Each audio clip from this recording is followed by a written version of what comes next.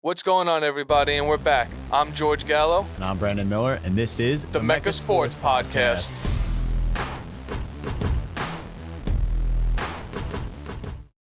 So before we start the podcast, I want to send it over to Brandon with a message from our sponsor.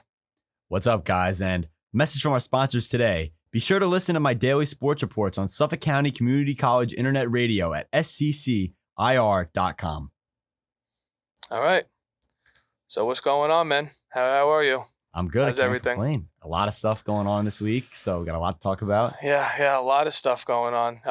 JB, back-to-back 40-point games. Nice. You'd love to see that. Yeah, he's playing well, man. He's playing really well. Some good guard play in New York, something we haven't seen. So very excited about that. And the Knicks as a whole are playing pretty well. Yeah, OG's back to his elbow's not 100% right now. That's common with this injury. Yeah, he got an MRI. I saw he was okay. I saw a report last night that he's getting better. He's progressing. He's not feeling so much pain anymore in the elbow. So hopefully he'll be back soon. Yeah, and his presence is something that we need desperately. We're a very good defensive team as it is, but with him, it brings us to a whole nother level. As you saw, like in March, we're the best team in the league for defense. So. Yeah, and Mitch is coming back soon too. I think it was Woj who said he's coming back by the end of the month.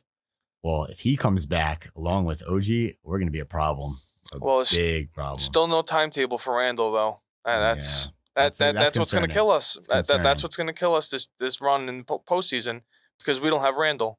Yeah, that injury didn't look good, to be honest. If you think about it, it's just a dislocated shoulder, though. Yeah, but I just didn't like the way he fell. I didn't think it was very. It was a hard fall. I didn't. It was. I can't lie about that. It was a hard fall. And it was very visual. His shoulder out of his socket was very visual. So no timetable for him, but if we can get him back along with the other guys, I think we have a very good chance at making a good run. Yeah. Did you see Anthony Edwards dunk? Oh my! Did you see what he did to John Collins, man? John Collins, you should retire from the league, buddy. That was embarrassing, bro. Dude, he gave him a head contusion. He's got a bump on his head. Yeah, he dunked on him so hard, he gave him a freaking bump on his head. That's insane. I've never seen a guy jump that high. Yeah, slam the ball that hard. Like it is ridiculous. And he dislocated his finger. He dunked the ball so hard that after the ball came out of the basket, it hit his finger and he dislocated his finger. That's a different breed. Let me tell you. That guy is like a physical specimen, man. That guy's gross. I think he said that was his best dunk ever or the highest he's ever jumped before, but that was crazy. That was crazy. Didn't even have a lot of momentum, like run up wise. Like he got the ball with like 2 steps and just absolutely. Yeah, that's bounce. Pure bounce. On the guy. Crazy. But other dunks around the league too. Jalen Johnson. Yeah, over Austin Reeves. Yeah, AR. That was disrespectful. I saw a press conference where a reporter asked Austin Reeves. He was like, I have to ask you about it. And Austin Reeves was like, I don't like you, man. Whose dunk did you think was better? Well, obviously Anthony Edwards. Yeah, that was just. the way that he gave John Collins that head contusion, jammed his fingers, still got up, celebrated. That was like, but something I wish I could do, but obviously I can't dunk. But.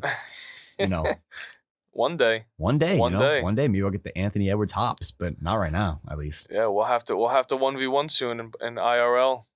I know I'm smacking you around. Yeah, no way, man. But you might not score against me. I'm not even gonna lie.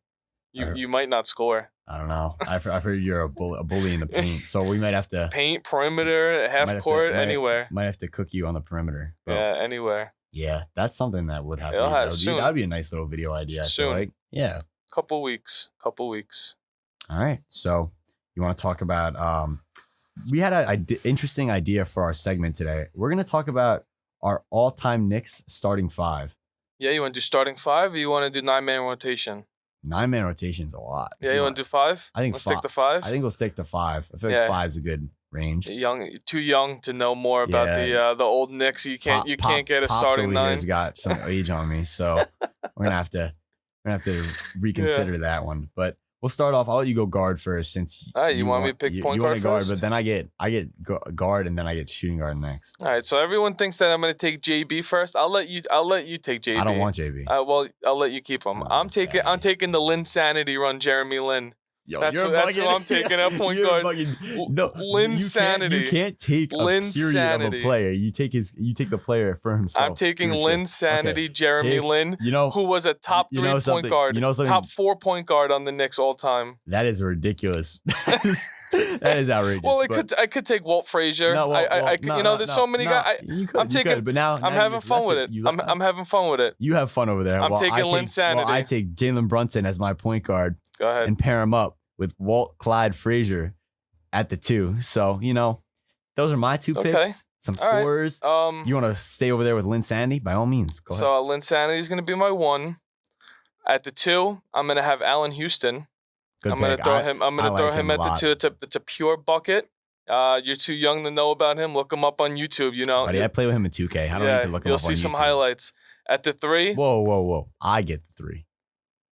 no, you got. I got 2. So it goes 1, 2, 3. All right, go ahead. So I get the 3. This guy's cheating already, but go ahead. No. I take Carmelo Anthony at the 3. So I pair him with Jalen Brunson, Walt Clyde Frazier, Carmelo Anthony as the 3 lineup in the front. So now it's your turn. Okay, so this is going to be interesting because the Knicks really haven't had that many good small forwards. You can move some guys if you want. That's what I'm gonna have to do. So small forward, I'm gonna take Willis Reed. Nice, Bill. I'm gonna take Willis Reed as small forward. There's just not many guys. I mean, I could take a couple other guys, but so at the 4. At the 4 is interesting. 4 is interesting. I'm gonna take Pat Ewing at the 4. I'm gonna throw him at the 4. But he had to get Pat Ewing early. Yeah, it's fair. I had to take him from you, and whoever I take at the 5, I could switch them. Not a bad pick. I take Pat, Big Pat. Yeah, well, best Knick of all time. In all fairness, that is a good pick. But obviously, I'm a lot younger than you, so my generation of players is a lot less. But I still do know some older players. Let me get Amari Stoudemire at my 4. One thing I loved watching about him was he's just an absolute beast in the paint, man. Like rebounds, dunks, you name it. Like he's what Obi Toppin should have been. But come on, why would you mention him? he doesn't deserve the airtime. But trash. Amari Stoudemire at the 4, pairing it up with JB, Walt, and then we got Carmelo, and then we got Stoudemire. Okay, so at the 5, I'm gonna take Tyson Chandler. You're so annoying. That was my pick. Defensive Player of the Year. Wow. Gotta go with him. That's crazy. I wanted that pick. Gotta go with him. All right, so you take Tyson Chandler from me. That's fine. Watch this big. You're gonna be surprised by this one. I think I know who you're gonna take. At my 5, he played for the Knicks for a little while. Give me Kristaps Porzingis. Spreading the floor. See, I thought you were gonna go Marcus Camby. See, I thought of that, and I also thought of Mitch as more like anchors, but Yeah, see, you're not more. You gotta get the all-time players down. I don't care about those all-time players. Give me Kristaps Porzingis in his prime right now. He's gonna be better. He's gonna win a chip probably. So we'll have some. See, now if you need a experience. 6th man off your bench, who are you taking? I'll let you pick that first, because I feel like I picked first a lot.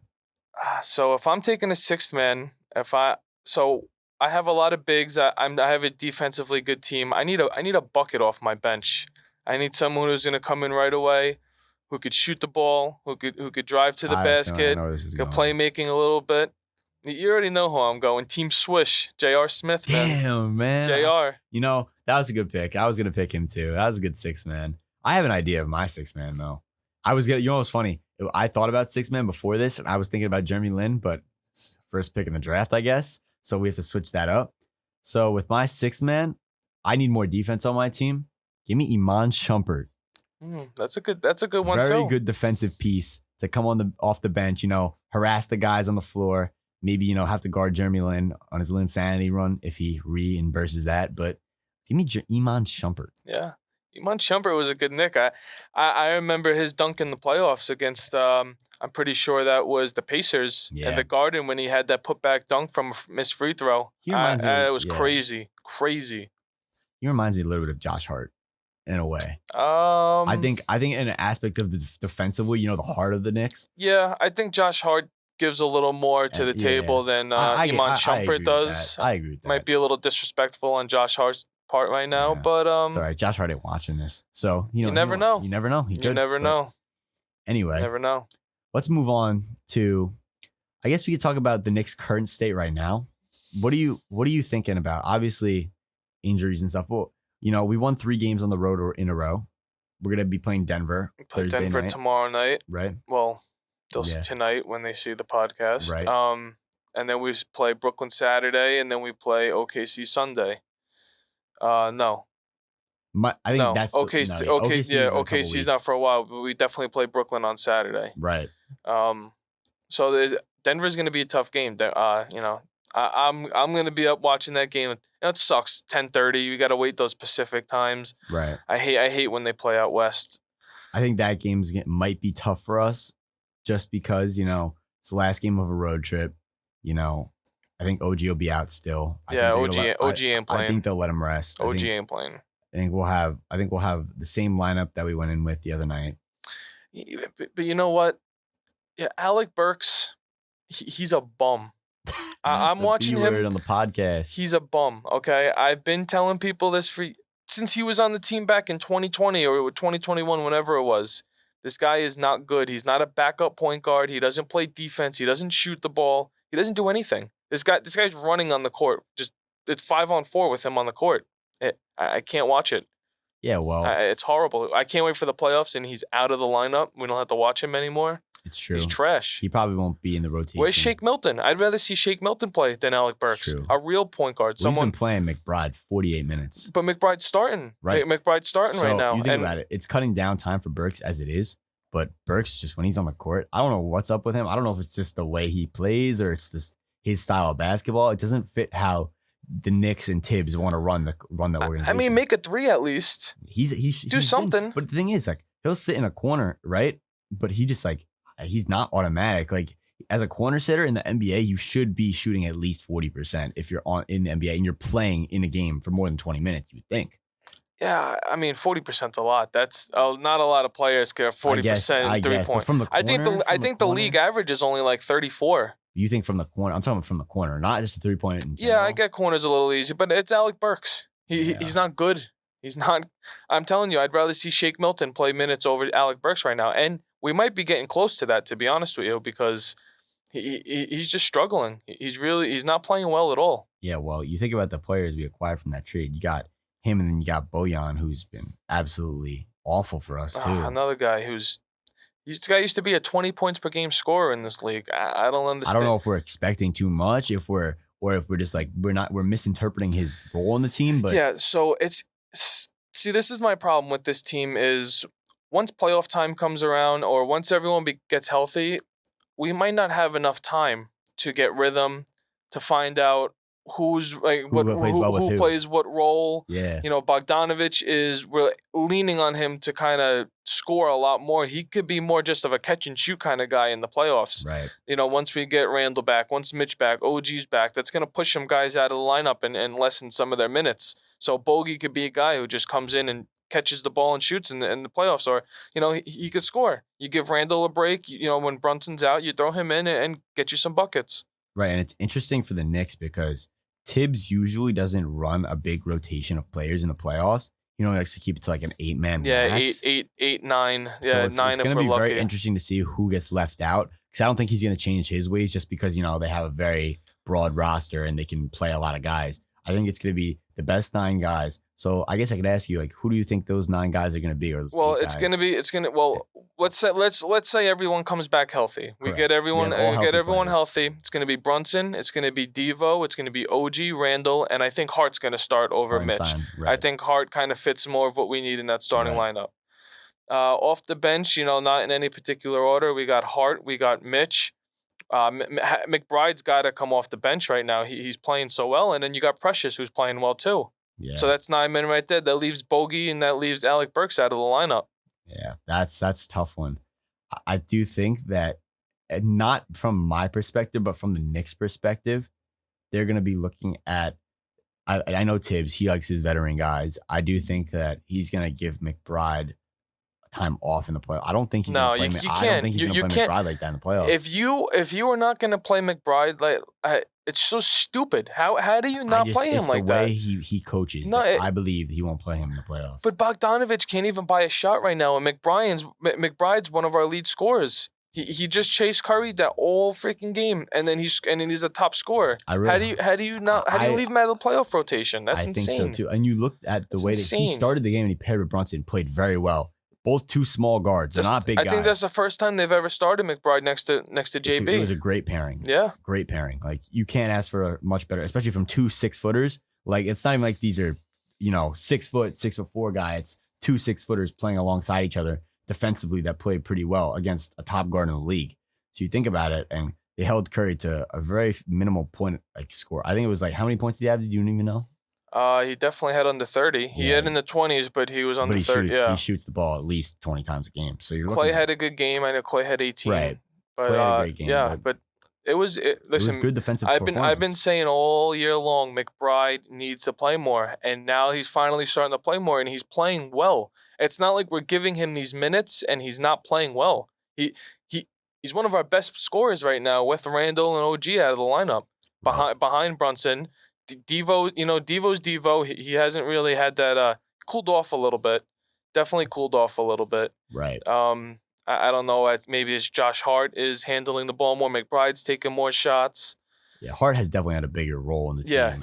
After the All-Star break, second half of the season, he's definitely been a different player. I think a lot of things I've heard from other Knicks fans is that the reason a lot of people are not high on McBride because they say he's a streaky scorer.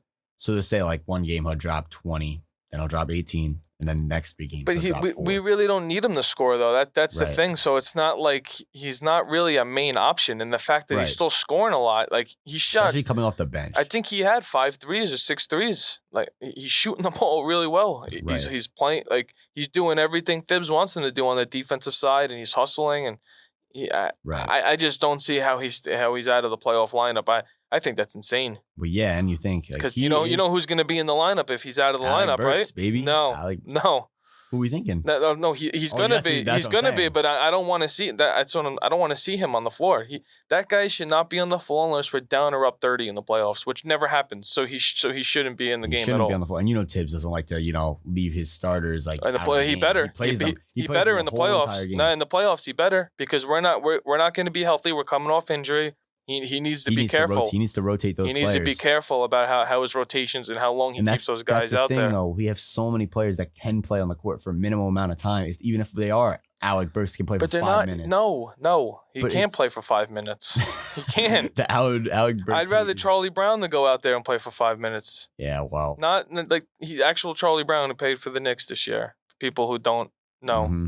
Yeah, that's a tough position because you have so many guys that have been in the league for, quite a while. Like Alec Burks was on the Knicks playoff run a couple of years ago, but and he got outscored by Reggie Bullock. Yeah, so it's definitely some interesting decisions to be made from Tibbs. But obviously the Knicks are in a spot right now where they have a lot of players they could play, and they're kind of up in the air. But let me hear something from you. Let's talk about. I guess you could say teams in the East. The Celtics definitely ran away with the East already. So it's kind of barring the Knicks getting healthy, I think the only team that could reach them is Milwaukee. I mean, Giannis he's not getting any credit in this MVP race right now, and I think he should be up there above Luka, right? Maybe even above Jokic. To be honest with you, it should be him and Shea. He's playing great right now. He's shooting almost 70% from the field. He's 30, 15, and 5 or something like that. 2 blocks a game. He's unbelievable. Yeah, him and Dame are starting to find their rhythm together. They're clicking a little bit, and you said not even just offensively, but defensively, they're starting to play a lot better. And I think that's what's helping them win games more so because before the All-Star break, absolutely horrendous at defense. I've never seen a team play defense like that where they just let guys cross half court and then just pull up from 3 with 2 feet of space. It's ridiculous. But obviously, Milwaukee's the only team that can catch them. Knicks push into a 3 seed. Maybe. I think they're 2 games behind Cleveland right now. Yeah, so we're the 4 seed right now. We're slated to play Orlando if the playoffs started today. I don't hate that. They're a tough team. They are a tough team. They have 2 great wing players. They got a great big man. They have depth. They have a good point guard. They're playing well. Orlando's playing very well. They're coached very well. They play. They're Yeah. kind of like they're kind of like the Knicks a little bit. They play hard. They're a team that they doesn't have that marquee guy, and they're playing hard. Right, and it's also a toss up because let's say we do push into the 3 seed. Right now, the 6 seed's between the Heat and the Sixers. So you're looking at that, and you're like, would I rather play the Magic? Would I not rather play the Magic? Would I rather play the Sixers? I don't want to play the Heat. So I see Embiid's back at practice, so he should be back for the playoffs. So I don't know if I want to see Philly round 1. I don't know if Embiid, even if Embiid's coming back, it's not really ideal because we're coming off injuries. I think Orlando is our best bet. We get some guys back in the lineup that can kind of find their stride again. We're playing Boston second round. Then I'd say if you're okay, if you want to get Boston, try to get Boston out the way early. Yeah, I mean we're gonna have to play him either way. So listen, if we beat them in the second round, we might be able to walk our way into the finals. I mean, 2 or 3, no matter what. I think we're going to have to take on Milwaukee and Boston, no matter what. Yeah. It's just a matter of who we're going to play. We don't want to have a 7-game series, the first series of the playoffs.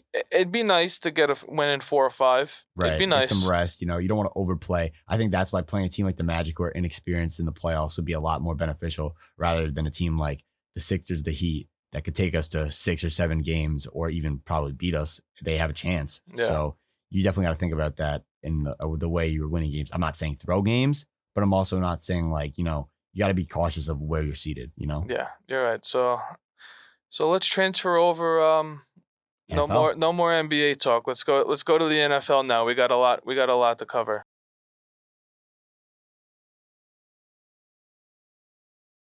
Now we're going to talk about some of the hottest news in the NFL. Obviously, I'm going to shout out the Jets fans here because I know you guys are crazy about this one. Go ahead.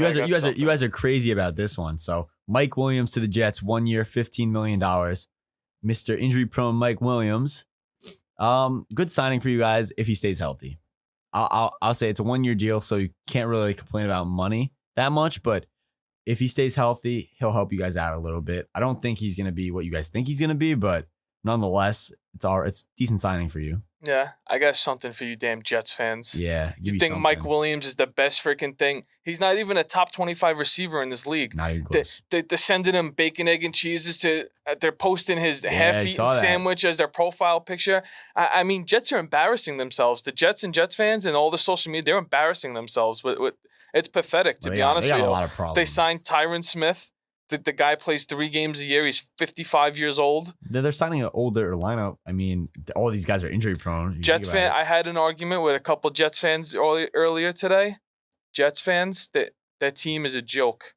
Team is they're not going to be able to stay healthy. You guys are. I don't like them. Aaron Rodgers might not even be healthy. We don't know what he's still saying he can't sprint yet. I don't and he's know. And he's 40 years old, bad. going to be turning 41 next year in the season. So I don't think just because you get Tyron Smith, you get Morgan Moses, and Jordan Simpson, and then your line's just fixed. Some of these guys never played together before, so you can't go into just because you signed flashy players on the O line that you could say, oh yeah, this thing's going to be fixed, because that's not true. It's never the case. It takes a good coach on the O line, and it takes guys that have had chemistry and routine to know to signal if 2D linemen are crossing over, it's not just gonna be like, oh yeah, we're good, so we can just cross and switch. No, it's not gonna be like that. You have to have good chemistry, and that's gonna be something with the Jets where health comes into effect. So if they're not healthy, they're constantly switching linemen. It's never gonna be a good chemistry. And Aaron Rodgers is not a guy that's gonna move out of the pocket that much, especially after the injury. So exactly, if he's not healthy, he's not gonna be able to move that much. I will say, for the Jets, I can see how it looks enticing for you fans to get excited, but just know don't get excited too early. But with that being said, you Jets fans, keep laughing. Keep laughing at the Giants. Yeah. Keep laughing at the Giants, saying you guys run MetLife. Keep saying you guys are going to make it to the Super Bowl. You guys were talking all offseason last year, and look what happened. Same exact record as us. Keep it up this year. We'll talk at the end of the year. Right, and that's enough of Jets talk. I don't want to. They're all embarrassing. We'll talk about we know a couple Steelers fans. Talk about Justin Fields to the Steelers because we haven't really talked about that. Yeah, I mean, you gave Russ money, and you're even talking about extending Russ beyond this year. Right. So you gave up breadcrumbs for Justin Fields. So you're not giving up a lot, but you have to pay him soon. Right. Both quarterbacks. Yeah, so it's going to be interesting. We'll definitely see a training camp battle. I definitely think Russell Wilson is going to be, he'll start, he'll win the job, but they might do a little bit of, maybe when RG3 was in Baltimore, they had him run the triple option with Mark Right. Ingram and RG3, Lamar. So maybe they'll throw a couple packages like Taysom Hill, not tight end, but they'll put him in there and to have him run the ball more, and they could do some interesting wildcat formations with Justin Fields in there. Right. And I do think the Pittsburgh Steelers could be a scary team this year if they figure out, who's going to be the starting quarterback. And if the starting quarterback can perform they don't even have to perform at a high level because their defense is at such a high level, but they need to perform at a level where they can put up at least 20 points a game, I think. Yeah, well, they also need to address the offensive line. Right. I think in the draft, that's probably the route they have to take. Right. I mean, where else do you go? Receiver, maybe? I heard they're in talks. They talked about Ayuk, interested in him. It's a lot to give up. They did lose Deontay Johnson. They probably could use another receiver, but I think offensive line and receiver, you can't go wrong with either or in the first round. Yeah, maybe they bring Antonio Brown back. No, you see that guy with CTESPN? CTESPN, man. You never know. No, that guy maybe he could come back insane. with Le'Veon Bell. He needs help. Yeah, those guys are definitely interesting. But today, I want to do like a little mock draft scenario with you. So we're going to run down top 10 picks in the draft one by one, starting from 1 through 10. And then we're going to see who goes at that spot. And we'll analyze it, see what each other have to say, maybe argue about it a little bit. But, start off with pick number 1. I think it's pretty clear and obvious. Yeah, it's Caleb. I got Caleb. I don't think if you don't draft Caleb as a Bears fan, you should be very disappointed. You shouldn't draft anyone else. You shouldn't trade down. Draft Caleb Williams because he's going to give you the best chance at winning Super Bowl, regardless of who it is. I don't care if you trade down and get 3 firsts from the Washington Commanders. You have a chance to win now. Yeah, they're going to go with Caleb. Yeah, I think Caleb. I don't think there's any more to add to it. They traded Fields, so now it's even more of a given that it's going to be Caleb. Pick 2, Washington Commanders. Could go in a variety of directions. I think this is a given too. You think it's a given? Who do you take with this pick? Not who do you take? Who do you think they will take? I think they go with LSU's guy. You go Jane Daniels? Yeah. They're linked to Daniels. They've been linked to him for a while. They're also linked to McCarthy though. Yeah, I think it's 2 is a little too early for McCarthy. Right. I think McDaniels brings a little more explosiveness with his feet. He could throw the ball on the run. He's pretty accurate. I've heard the argument that his receivers made him. I don't agree with that. But I think he's a great talent. And I do think he's a top 3 quarterback in this draft. So Washington needs to get their guy. Right. And with me there, if I'm the GM of them, I'm taking Daniels as well. I think they took a UNC quarterback in Sam Howell. It didn't work out. Taking a guy like, Drake May, who's somewhat similar to Howell in a way. They play a little similar. They can sling the ball. They have the legs, but I don't think they should go. I don't think they're going to go in that route again just because they've already went that way. Yeah, so I think they try something different. Safe pick for them. Now we got New England at 3. They could do they're probably the pick that could be most likely to trade down. Yeah. So see, this is where it's get interesting. You could see Minnesota. They took a lot of picks. They made a trade with Houston to get another first round pick. They could be trading up for a quarterback. We could see the Giants trade up at 3 here. This is a bit of advocate of trading up for 3 and taking Marv. I think that would be. Listen, we haven't had a wide receiver 1 in years. As long as I could. Odell Beckham was a good wide, but we never did anything with him. Marv is a generational talent. You love Marv. That is your guy. But hear me out. Instead of trading for a guy like T. Higgins or Brandon Ayuk, somebody that has a big deal, I'd rather trade and give up assets for a guy who is on a rookie contract, and we don't have to worry about extending him for at least 3 seasons. Right. But from a Patriots point of view, what do you think they do here? So you're saying you think they're trading it? You think they're trading out? My dream is for the Giants to trade up to 3 here. That is realistically. Right. I think they stay put, and I think they take May here at 3, or they take McCarthy at 3. I think there's a chance May fall in this draft 6 to the Giants. Okay, so with this pick here for the Patriots, what I think is going to happen, I really do believe this. Like you said, the Vikings have a lot of assets to trade up and get a guy. I heard the Vikings like McCarthy a lot, like a lot. I also heard that the Raiders like McCarthy a lot. Well, Washington brought him in for a visit too. So the Giants. Therefore, McCarthy, I've heard a lot of people say that McCarthy is, their top quarterback in the draft, which is ridiculous to me. But anyway, McCarthy has proven he can win a lot. But I think the Patriots are going to trade this pick with the Vikings. I think the Vikings gave up 11, 23 this year. They gave up a second rounder next year. And I'd say maybe a later round pick this year. So I think they're giving up 2 firsts this year, as well as a second next year, as well as like maybe a 4th or a 5th this year. Yeah, I can see that. That's a decent haul. Maybe they might even get more. But I think the Patriots right now, they need a lot of different positions. And with 11 and 23, this draft class is stacked offensively and defensively. So I think they can go in a lot of different directions with that. They can still get a receiver if they want. It just won't be Marv. Yeah. But yeah, I think trading up, the Vikings trade up, and I think the Vikings pick McCarthy. But now we'll move over now to our 4th pick in the draft, which is one where it's kind of solidified with the Arizona Cardinals. So we're technically saying that all receivers are still on the board. Yeah, top 3 I think is going to be QB. So Marv is going to go off the board here. They've been loving Marv. Arizona, they'd be stupid not to take Marv here if he falls to them at 4, which is probably most likely going to happen. But I do think, like we said, if a team at 3, so the first 3 are quarterbacks, no matter what, regardless of who it is. We know Daniels and Caleb are off the board, but now we're looking at McCarthy and May, one of them being there at 4. Could a team trade up to 4 and possibly take one of those guys? Yeah, we could see that. We could see Arizona maybe trading back. Maybe the Vikings trade up at 4. Right, if the Vikings are still there.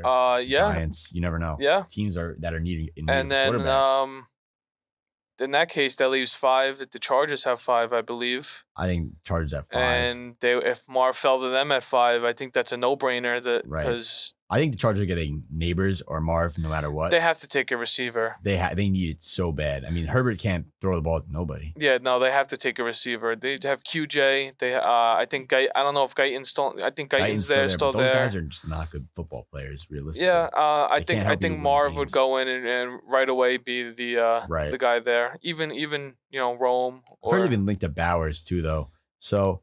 They, you know how Harbaugh is. He likes to have someone that could help them run, but also Bowers is receiving threat. Could you imagine they take Bowers? Bowers at 5. I mean, he can block very well, and then I think maybe in the second round. If Marv falls to us at 6, bro. Oh my God. Blake Corum at in the second round for the Chargers. I could totally see that just because he's played for Harbaugh before, but that's something that would happen obviously in the second round. But so I would say that the Chargers are between Harrison Neighbors. I'm going to say. I think I don't know how it's a decision. I think Marv is by far the best receiver prospect in this draft. I think Marv goes at 4 if they don't trade out to the Cardinals. So I'm being realistic. I don't think there's going to be that many trades. I think there's hype around trades, but that's every offseason. I don't think there'll be as many trades as we think. There'll be 1 trade inside the top 6, and I think it'll be the Patriots.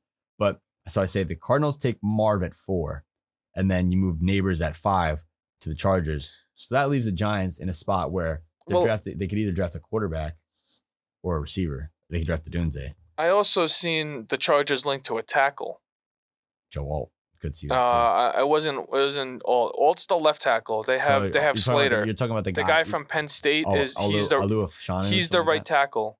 Yeah. He plays right tackle. So I think I seen one mock draft they take him, but I think Marv goes 4, probably one of the Rome goes 5, and then we're linked with I don't know, maybe Neighbors goes 5 and we get Rome at 6.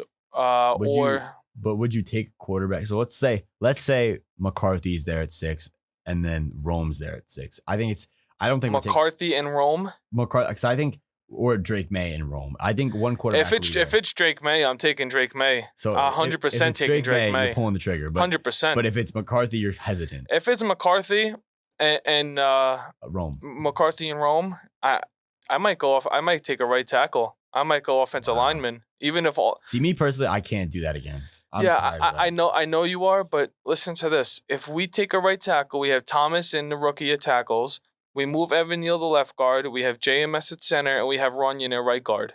And you have Luminor as the swing. That is a very solid offensive line. A very solid the best offensive line we've had in a while. I think Neal played left. He played left tackle at Alabama. So he plays the left side. So It's a lot of the times it's hard for tackles to move to left and right, especially when you go to the NFL. It's you got to think about it. It's all new. It's all new pass blocking technique. Everything's on your other side. You're using your outside hand is dominant more. Right. So it's a lot of technique difference. So maybe if you move him to the left side and put him at guard, it might be a little easier for him, especially playing next to Andrew Thomas. Right. I think playing next to an All-Pro is probably help him a lot as well. That's an interesting route to go. I definitely think as Giants fans, we all want a skill position player, but O-line would be a nice spot But for us. I don't think Rome is that good enough of a guy to take at 6. I honestly don't. I don't think he's worth taking 6. I think Neighbors and Marv are the only I receivers think take the at worst 6. situation for the Giants would be if we were stuck picking between McCarthy, Rome, and like I guess like tackles because How about Bowers? Bowers. I mean, I did hear about Waller might be retiring. Even with Waller, what if we just say the hell with you? We don't care what you do this season. You're not playing for us he's a this year. playmaker. I mean, you're right. What if we take Bowers? You think tight ends don't make crazy money? So Maybe that's not the worst route in the world to go. I think I could totally see them looking at that. But I've heard the Giants linked to quarterback so many times. Yeah, I think the pick here, as much as I hate to say it, New York Giants are going to be having J.J. McCarthy on the roster next year. Listen, if J.J. McCarthy gets taken at 6 by the Giants, be sure to check out my reaction to the draft because it's not going to be a good one. Because check out. That's going to be. Then we had Titans. That's worst case scenario. Titans but at 7. Before we go to the Titans, I want to say the Giants also would link to a possible trade back. I saw showing was so maybe Minnesota trades with the Giants at 6 and we take both their first round picks. I would not mind that at all. Maybe and then I seen maybe we take another receiver. Maybe Rome falls to 11 and we take Rome. Rome at 11. And then we take Bo Nix in the late first. Get out of here with this. Bo Nix is the guy the Giants need. I don't care. I don't want to hear about his age. That it's a late first round pick, early second. I think this guy could come in right away and be an impactful player. I think he's going to be the second best quarterback in this draft behind Caleb. If we don't get one of the top 3 quarterbacks, I'd rather McCarthy than Nix, first of all. But if we don't get one of the top 4 quarterbacks, even at that, I'm waiting next year to wait for, Drew Aller, Arch Manning, or even Shedeur Sanders. I'd take over. No, I don't want Sanders. But too much it's going to be too much media with him. I think Manning would be cool if we don't go quarterback this year. I think we could wait because, Dan Jones is out after this year. So no matter what, I think he's gone. But the thing about Manning is, listen, if we have another, it's going to be a shitty year if it's another top pick and we have to struggle and lose all this year. We have another top pick and we're in the run for Manning. That's going to be terrible. Realistically, I don't care who they pick at 6. I'm going to end it off with this. As long as he's an impact player that can actually affect this team in a good way. Tackle. I don't care who it is, what position. Pick the best player available. And that's the I like story. That. I do like that. Tennessee Titans now at 7. I think they go Rome if he's there. I think they need a receiver very badly. But they got Ridley. They got Ridley, D Hop, and Trey Burke. I think Trey Burke is a bum. They got 3 receivers. So you think who are you taking here? Then? They could. How do they not take an O lineman here? I feel like they could take an O lineman here. I just feel like they've been linked to Rome so much and they like Rome. But I mean, what lineman's a great spot for them. I feel like having I think lineman is more of an impact that there's I seen they don't really need edge rusher. They got the guy from what is it, USC, I think his name is. I know who you're talking about. I don't know his name off the top of my head. But it's just like he's linked to go to the Falcons. Right. They don't need like anyone crazy or anything. I mean, they could also get a guy like Dallas Turner in the draft, guy from Alabama who's an edge rusher. Yeah. Yeah, I could see them go, but that's the thing. I feel like the top of this draft is so offensive heavy, and they also aren't the most solid team on offense. Yeah, but I feel like their defense is a lot worse than their offense. I mean, agree. They have 3 solid receivers. I don't think you need to take another one. Yeah, I guess you're right. So we'll say that they'll take either a tackle. We'll say either Joe Alt or I think Alt could be. I think Alt. Yeah. You want Levis to be your guy. You give him some. You got him a lot of targets already. Right. Now you give him some security. So we take Joe Alt here, and we move on to Atlanta Falcons at 8. Who they built around their offense very nicely. Got a lot of guys that could fit into that team. They have, I believe, they have Drake London now. They have Darnell Mooney. Got Kyle Pitts. Yeah, you got Bijan. Yeah, they're gonna be insane. Good. And their offensive line is great. I think they take that. I think they need an edge rusher very bad. edge rusher is a very big need for them. Yeah. I don't think they take Turner from Bama here. I think they take the other kid, the other Oh, D the end guy from Florida State. You're talking from about Florida. Yeah, FSU. I know who you're talking about. But Yeah. I think he's gonna be. I don't really watch Jared too. Verse. Yeah, His name's Yeah. Jared I don't Verse. really watch too much college, but I know these top guys. Jared Verse is a very good player. I think he was the number one ranked pass rusher coming out of high school. He was the number one pass rusher in the nation last year coming out of college. He reminds me a lot of Thibodeau. I think he's got a higher ceiling than Thibodeau. That's what I think. I think. Listen, Atlanta is going to get him, and that's going to be a great piece for their defense. Right. I think no matter what they draft defense in here, no matter what it is. Yeah. So we'll say Atlanta's going to take Jared Verse with 8. Moving over to 9, Chicago Bears. This is a spot where I did think they would take a receiver before they traded for Keenan Allen. Keenan now. So now it's a little more confusing. So now I think this is where another offensive lineman comes off the board. You think so? I think the Bears could go offensive line here. Also, I could see them go defense. There's a lot of I could. They have the guy from LSU, Latu. Yeah, he's very good. He's a defensive edge. I could see them going there. Pair him up with Sweat. Right, but they're solid on defense. You draft Caleb. You got all these weapons at receiver. You got Komet. They signed the run. They got a running back. I can't think off the top of my head who they got, but I know they got Swift. Yeah. They got DeAndre Swift.